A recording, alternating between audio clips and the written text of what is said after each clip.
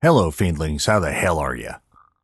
In between honeydews, family nonsense, and house issues, I've managed to record several more chapters of the Medusa Zone for the Patreon and Buy Me a Coffee supporters. I hopefully will finish recording it this weekend and have the audiobook available for sale in the near future. If you can't wait, visit buymeacoffee.com or patreon.com and become a supporter to get access to all the chapters as they're produced. Links are in the show notes.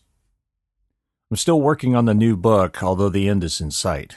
Another week or so and I should have the first draft finished. Then I can get back to Extinction and hopefully wrap it up while editing the new novel. At least that's the plan. More on that next week. Be safe, have a great week, and we'll talk again on Wednesday. Here's episode 11 of The Black Evolution. Chapter 18. Shauna stood inside her heavy biosuit, her hands inserted into the thick gloves protruding through the steel walls and into the room.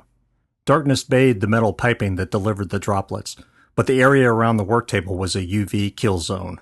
If a sample escaped during distillation, it would be fried instantly by the concentrated slashes of deadly light emanating from the walls, the ceiling, and the floor. If not for the work table's overhang, the droplets would be vaporized before they left the reservoir. Still, if M2 managed to get to her gloves, wasn't she dead? Jay had promised that as long as she kept her hands on the tools, M2 couldn't reach her. After she worked with the gloves, it was apparent why. The heavy gloves remained nearly 7 centimeters away from the shadowy darkness enveloping the stainless steel tools. The room's sensors were calibrated to find temperature deviations. If there was a massive drop in temperature, say from an excess of liquid flowing through the reservoir spouts, the bright white light would erupt into the overhang. Kate's team seemed to have thought of nearly everything. M2 didn't appear in infrared except as a cool spot before disappearing into the background. The creature either generated its own heat or rapidly absorbed the ambient temperature of its environment. That had been the first official physical test, but it also involved filming the behavior of the droplets from each reservoir in separate workspaces. Kate had offered Shauna her choice of specimens, M2 from the ocean, which they had named Poppy, or the creature captured at Ben Taub, known as Taub. Jay had demanded Cthulhu and Hastur, but Kate nixed both, pointing out how difficult they were to say, much less remember. Yes, that fight had taken a while. It ended after Kate told Jay he was being childish, and he uttered a foghorn leghorn impression that made all of them smile. Waggling his eyebrows, he finally said, "Boring, but okay, the lady always wins." He glanced at Shauna, holding his hand to the side so only she could see him. "I've also been told she's the boss." "Jackass," Kate said. "Get to work." Shauna had picked Poppy. After all, it was the original specimen Leaguer had captured from the M2 trench and drained into a test barrel of oil. That specimen had never seen Leaguer's deck, but it had infected at least 3 personnel, including J.P. Harvey, a longtime member of Shauna's team. The M2 creature from that test barrel had also infected an HAL employee, incubated inside her, and ultimately gave birth to other creatures when it was cut off from escaping the storage tank. The entities remaining in the pipes had then rampaged through the hospital. Neil took Taub. "How you doing, Shauna?" Kate asked over the helmet comms. "Fine," Shauna said as she held the partition no more than a centimeter above the work table's glass and metal surface. The reservoir dispenser descended until it hung 3 centimeters from the work table. "Ready," Shauna said. "Ready here, too," Neil said, his voice crackling slightly through the helmet's comms. 1 milliliter of M2, Shauna. Kate counted down from 5, and the dispenser flashed red. A single, measured drop of the creature fell from the nozzle and struck the metal sheet. Holding her breath, heart beating fast, Shauna positioned the partition and quickly lowered it, the thin metal sheet cutting the droplet in half. Grinning, she activated the work table's magnetics, and the partition immediately clamped to the work table. The resulting size of the droplets would hardly be scientifically accurate, but there hadn't been a better, safer way to divide them. Not if they wanted to get at least the first round of tests done. Maybe after the first week, they could have engineering print them some new calibration equipment for this task. If we survive that long, she thought.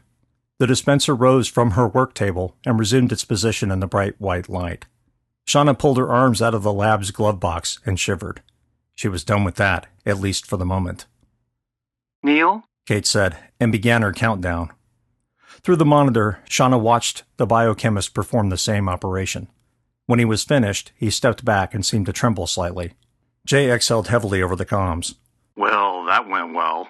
Neil barked something that might have been a laugh or maybe an effort to keep anxious bile from spewing out of his mouth. If it was the latter, she knew how he felt. Well done, Kate said. Security, we are red. Hopefully that meant the security desk sergeant no longer had her hand over the big button that would turn the lab into a 1,000-degree inferno. That was another reason Shauna had been shivering. It was the first time they had used the equipment, and it was the first time she'd interacted with the substance since Leaguer. The memory of her first encounter with the thing, while performing the initial analysis of the find, haunted her. If not for Thomas, M2 would have consumed her. The idea that those little droplets could infect her and slowly turn her into a new creature, one large enough to take shape and walk, had terrified her the moment they'd devised this test. But they had to know what they were dealing with. Otherwise, if it did get loose, they'd have no data and only guesses. A guess wasn't good enough, not with neighborhoods less than 2 kilometers away and the 4th largest city in the country just a few kilometers north of the facility.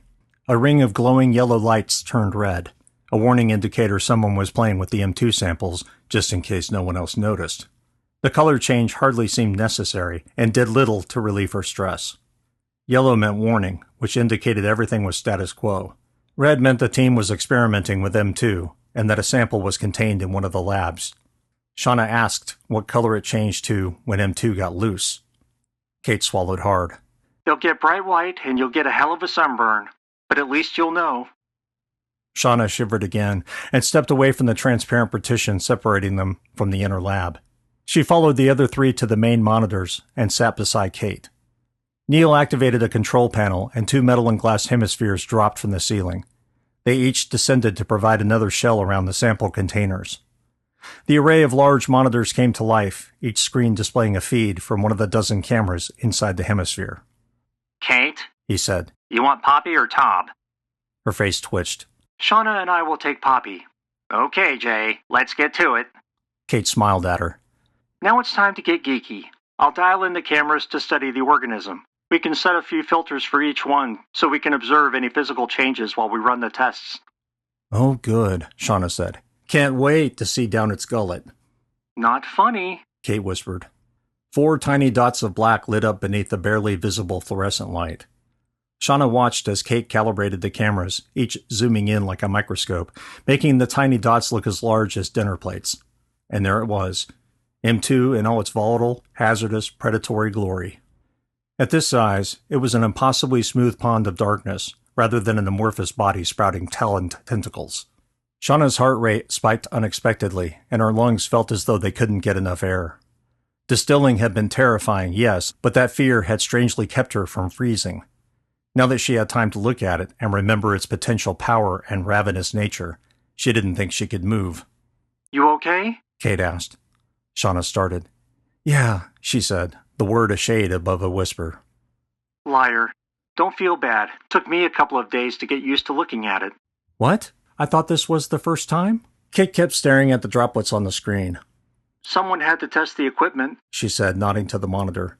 We were as safe as we could be, and the sample was only out of the dispenser for less than 5 seconds before it was obliterated. But yeah. Her voice trailed off for a moment. Terrifying. Okay. Neil said. We're ready. Same here. Kate said. We're recording. Shauna and Kate sat in silence while waiting for something to happen. The other 2 were doing the same with Tom. Why?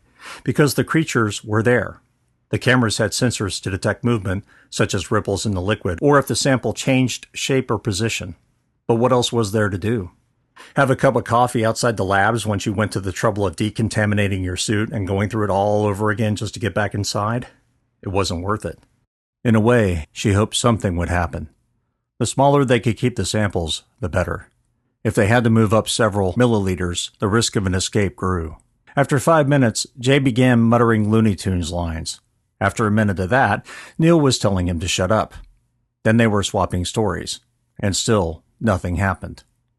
The temperature sensors didn't trip, the droplets remained motionless, and nothing was out of the ordinary. Kate sighed. Is it just begging for trouble to tell you I'm bored?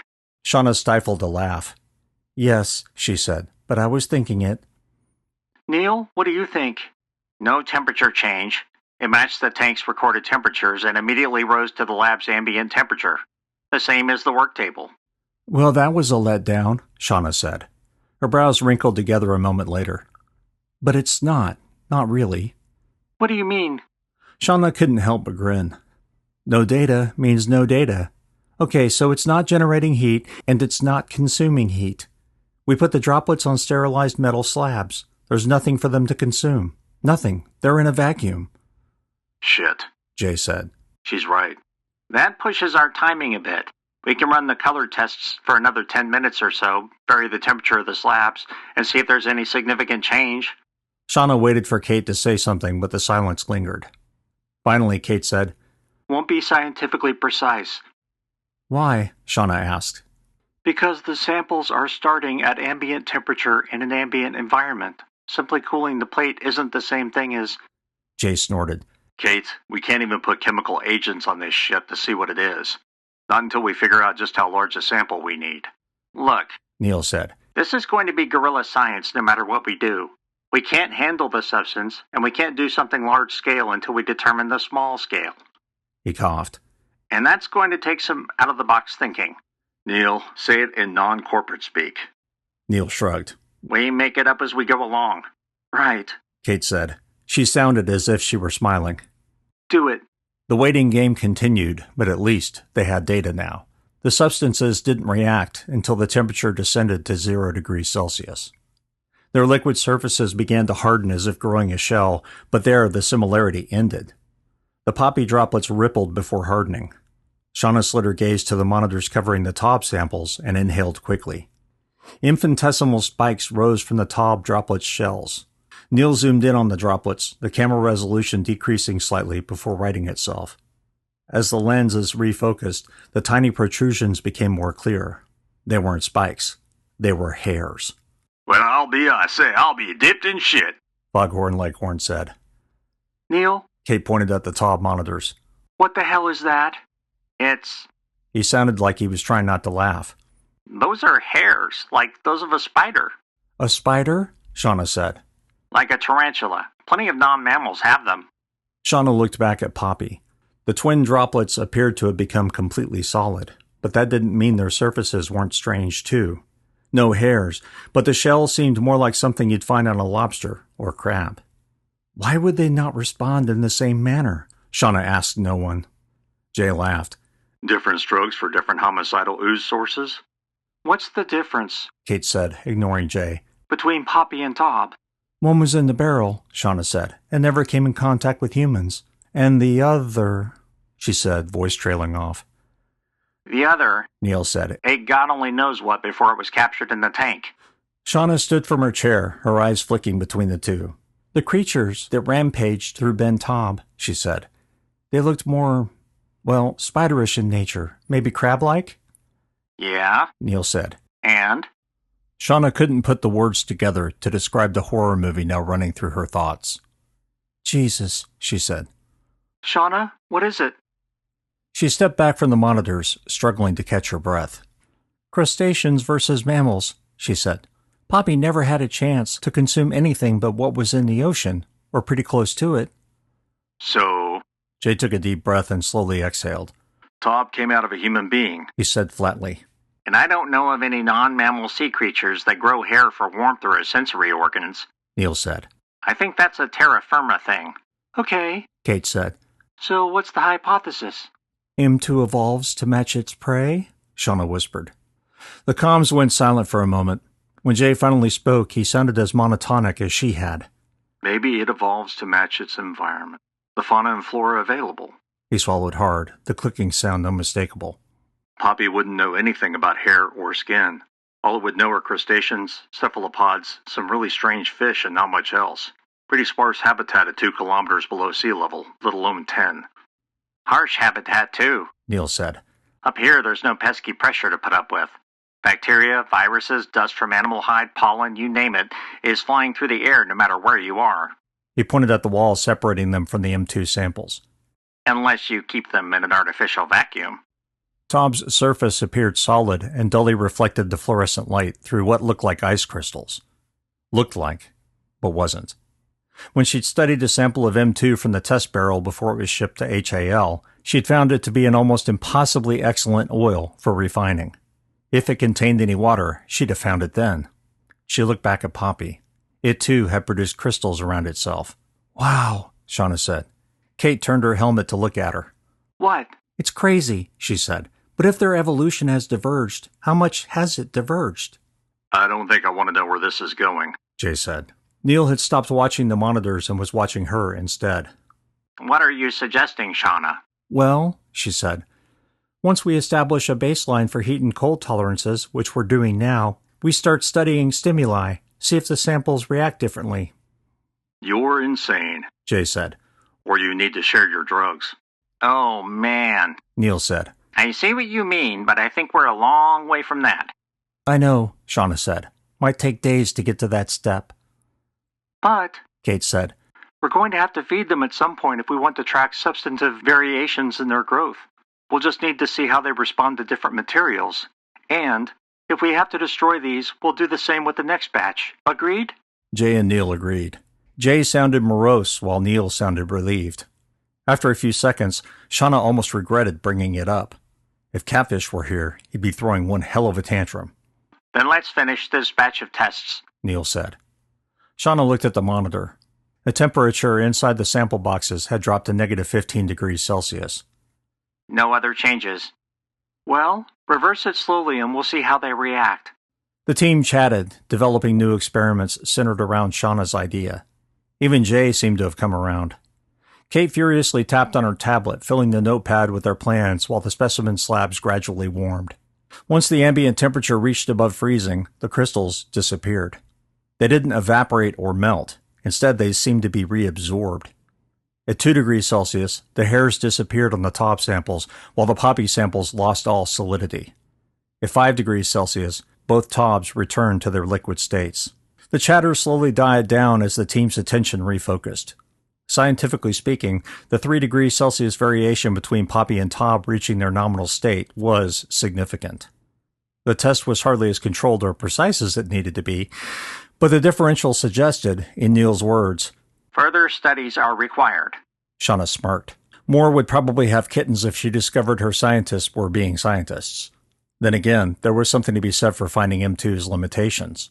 That was the real reason they were here, wasn't it? To discover how to slow it, stop it, and kill it? When you were testing M2, she asked Kate, what's the highest temperature you used? Kate thought for a moment. Jay, do you remember? Yeah, 350 degrees C. Shauna pointed at the specimen boxes. You can't get it that high, can you?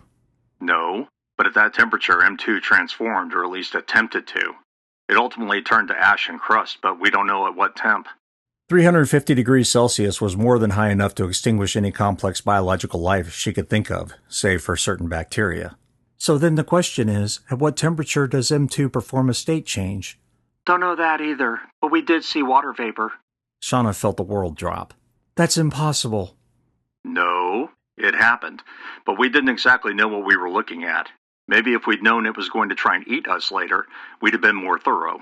No doubt, Shauna said, ignoring his sarcasm. We don't have the means to test that, do we? Not at this second, no, Kate said. Have to requisition it for more. Okay, Shauna said. How hot can we make the sample boxes? About 150 degrees Celsius, give or take a few degrees. When Kate spoke, Shauna could hear a grin in her voice. Security, going to bring up the temp. We might have a flash. Copy, the sergeant said. Proceed. Flammability. All the M2 survivors made the same claim. This shit burned hot. A flare gun on Leaguer, a battery bomb at HAL, and makeshift oxygen tank bombs at Ben Taub. In each case, M2 caught fire, causing its size to shrink rapidly, its appendages flailing in panic before turning to ash. Or it simply exploded. But there were some differences. Poppy had never really grown the skin the Taub specimens had. When the Taub creatures had reached a significant size, their shells were different, like a cross between an insect and a mammal. However, no one had seen them form those protective barriers when M2 was this small.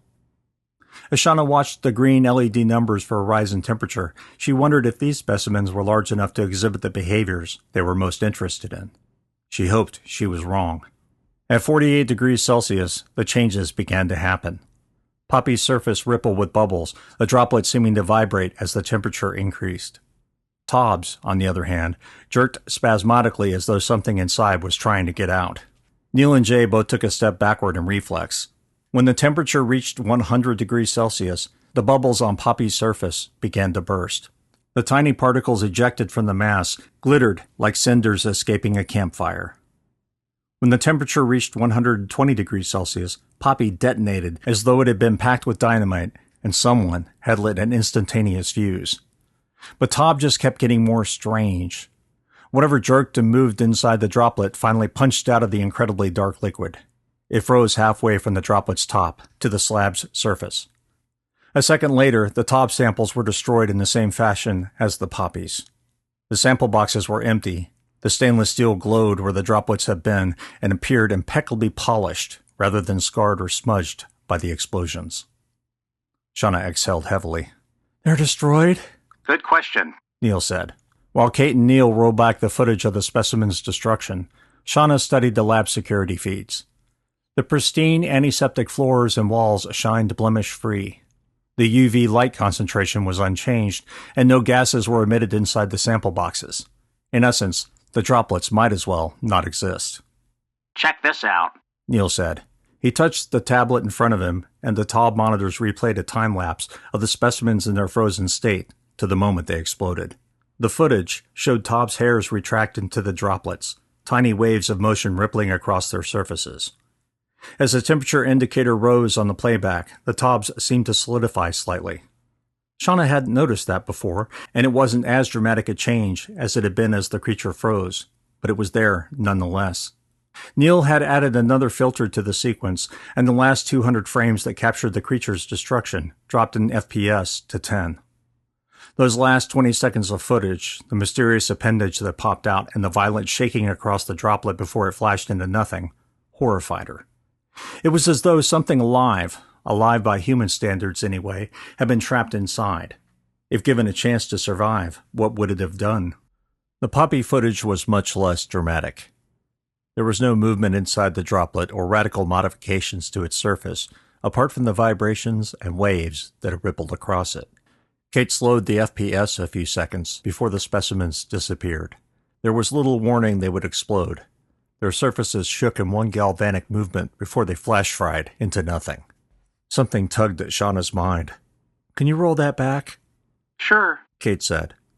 Shauna watched the film loop again, willing her subconscious to point out what she had seen, but not understood.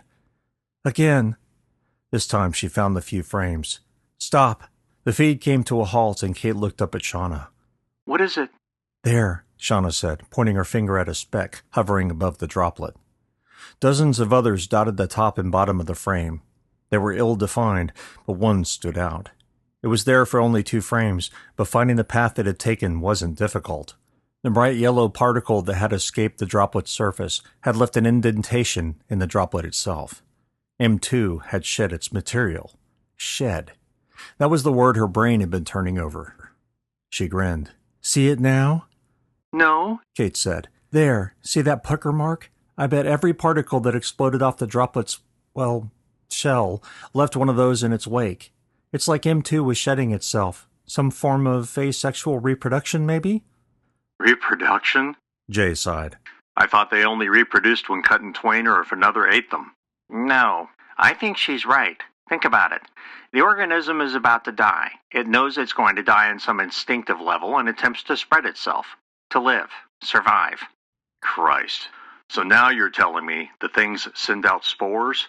Shauna shivered. She suddenly wished both HAL and Ben Tobb had been burned to the ground.